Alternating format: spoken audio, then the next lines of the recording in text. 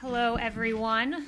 I'm Kayleigh McEnany here today in my personal capacity as an advisor to the campaign. This election is not over. Far from it. We have only begun the process of obtaining an accurate, honest vote count. We are fighting for the rights of all Americans who want to have faith and confidence not only in this election, but in the many elections to come.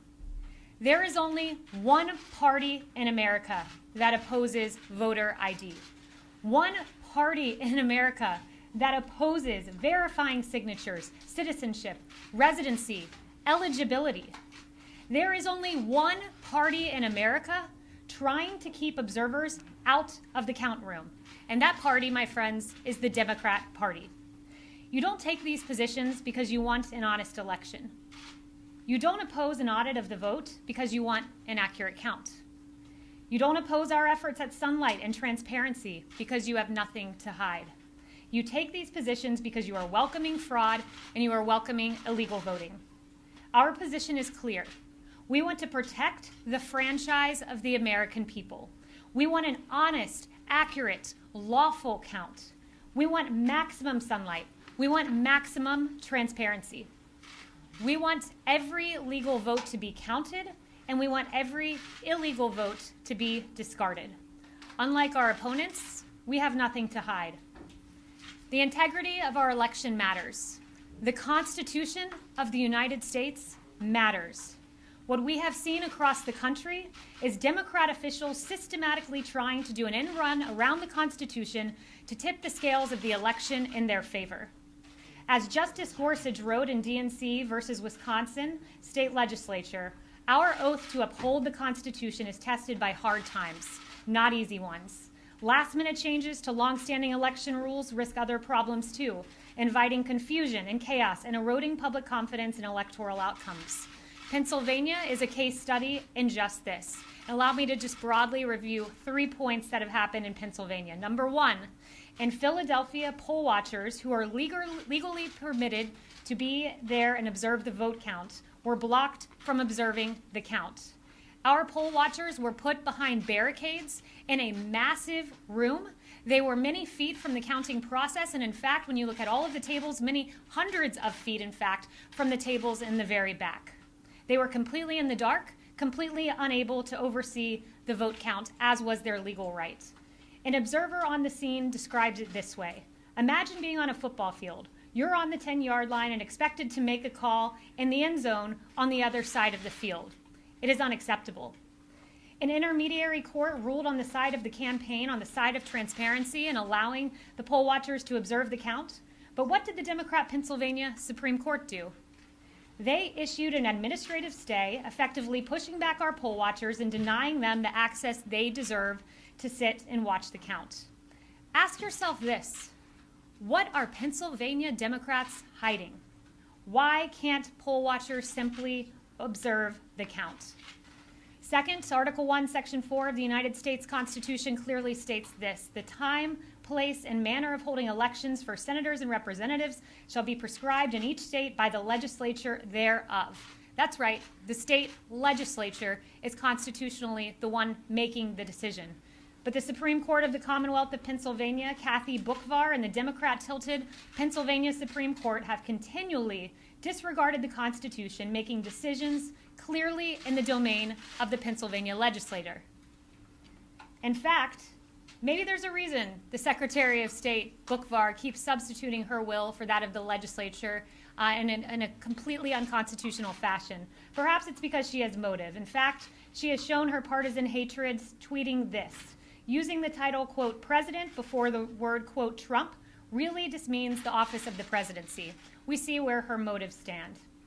And finally, a mere survey of the facts shows that voters in blue counties like Philadelphia County were given certain privileges that voters in red counties were not afforded. The Constitution's Equal Protection Clause requires uniform standards, but Democrat election officials created disparities depending on where citizens lived and where they voted in the state. Some counties set up satellite offices for backdoor early voting, whereas other counties did not. Some counties allowed pre-canvassing, where other counties did not. Voters in some counties were allowed to cure their ballots whereas voters in other counties were not. What Pennsylvania has done is provide a case study into how to tip the scales of an election to functionally favor the Democrat Party. This has gone on nationwide. And I'll leave you with this. In DNC versus Wisconsin State Legislature, in another attempt to count late ballots that arrived after the election, Justice Gorsuch wrote, "Nothing in our founding document contemplates the kind of judicial intervention that took place here, nor is there precedent for it in 230 years of the court's decisions." He went on to say, "No one doubts that conducting a national election amid a pandemic poses serious challenges.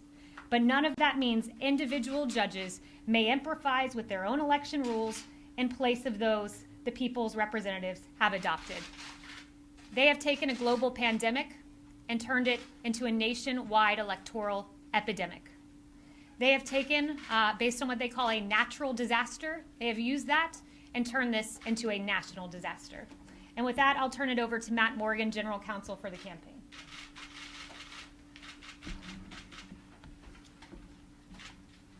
Thank you, Kaylee. As Kaylee stated, the election is not over. Tabulation and canvassing continues across the United States. And today in the United States District Court for the Middle District of Pennsylvania, the Donald J. Trump for President and 2 representative voters filed suit against the Secretary of State in select counties, alleging 2 things. Number 1, a violation of equal access based on a lack of meaningful observation and transparency, particularly in Democrat-controlled counties. And secondly, a violation of equal protection based on disparate treatment between Republican voters and Democrat voters. But what does this mean in layman's terms? What does this mean for all of you? What this means is if you are a Democrat in Philadelphia, you are allowed to work outside the bounds of the restrictions on fixing defective ballots, sometimes referred to as curing. But if you're in Republican counties in the state of Pennsylvania, you are not allowed to do that because they're strictly following the text of the statute in Pennsylvania. Secondly, if you are a Republican in the city of Philadelphia, for example, you are not allowed meaningful access to the observation of the vote tabulation process. If you are a Democrat in a Republican-leaning county in the state of Pennsylvania, you were allowed that access to meaningfully view the ballots as they were being counted.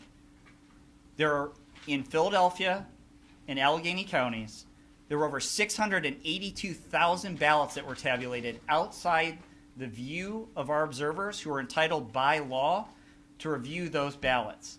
And we believe that a meaningful review of those ballots could discern that there were ballots that were illegally counted. Our relief that we're seeking at this point is to enjoin the Secretary of State from hurrying to certify the results before they were completely tabulated or canvassed so that we can obtain that meaningful review and discern within those 682,000 ballots at least, and there may be more throughout the state, whether or not there was disparate treatment for Republican voters and Democrat voters in the states, and whether Democrat voters were disproportionately allowed to cure or fix their ballots in some locations in the state and not others. And for example, even at a minute level here today, we are very close to the automatic recount statute in Pennsylvania, and this lawsuit itself could change that or swing that small discrepancy. So this is the relief we're seeking at this time, but I would also urge the press and those out there that this is step 1 of a process. We are within our rights to look into these irregularities. We were in our rights to observe the votes as they are being tabulated. We will observe those, and we believe that this lawsuit takes us one step closer to closing the gap in the vote differential in Pennsylvania.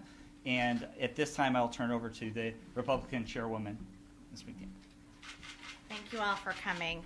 I'm going to start with some of the irregularities we've seen in the state of Michigan specifically, and then I'll go a little bit broader.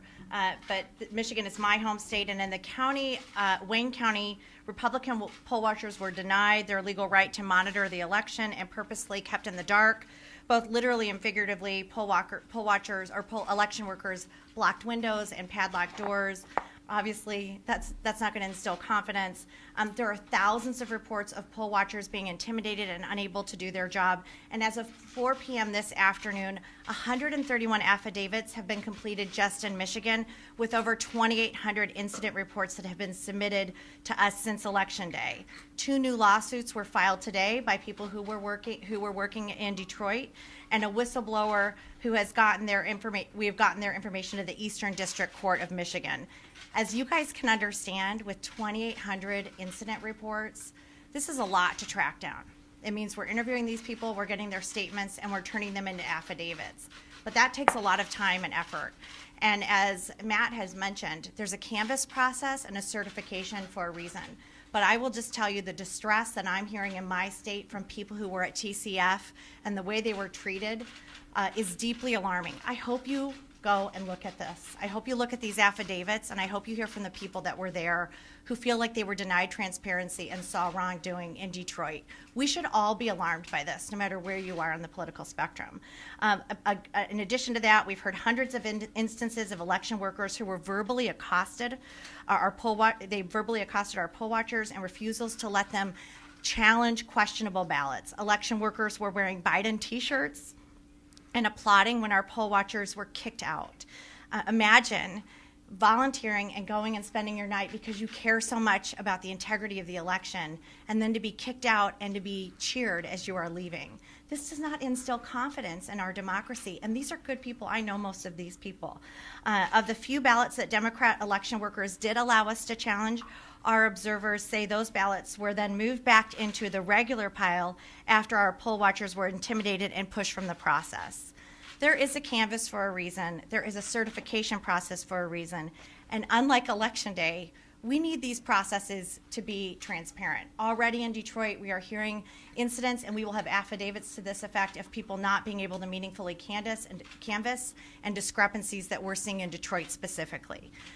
So just after a week after the polls closed, Democrats and the media want to ignore these clear irregularities and rush to call states as one and end the certification and canvass process.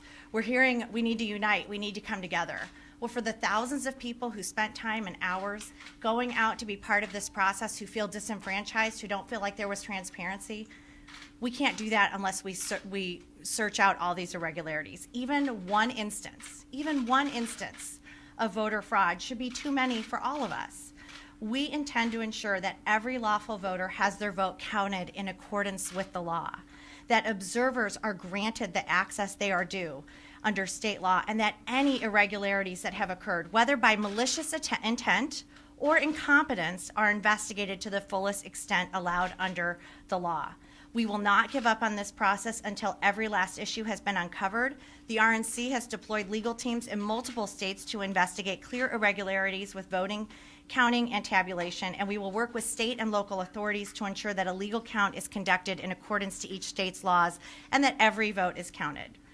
If the shoe were on the other foot, if it were this close the other way, if President Trump was in the lead in all these states, and the media would be screaming, this isn't over, the race isn't over, we need more time to count and make sure it's right. But because it's Biden and a very slight lead, the media demands the race is over, and there's nothing to see here.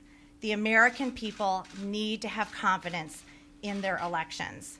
There are over 150 Americans who voted in this election, and they deserve to know that their votes were counted accurately.